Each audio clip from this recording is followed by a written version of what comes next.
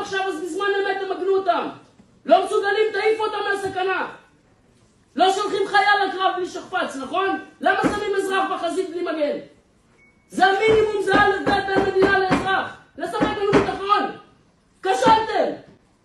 יש לי ילדה בת 2 בת 5, אני צריך להוציא אותה לפעילות 2 במקלט, שאני מתפלל כל פעם בדרך הזאת. וככה התושבים שלנו חיים. מישהו מכם יודע מה זה ב0 שניות טיל? עם ילדים בבית, עם נכים, עם מוגבלים, עם קשישים. איך מצפים שהבחור משבוע שעבר שחטף טיל בקומה השלישית בגיל 80 יגיע ב10 שניות למקלט? איך ציפו שהנהג אוטובוס המסכן יעצור את האוטובוס, יוריד את הנוסעים ויגיע למיגון? 25% מהתושבים ברווחה. כל בן אדם רביעי נתמך רווחה, אתם מבינים את זה? זה האוכלוסייה היום בעיר.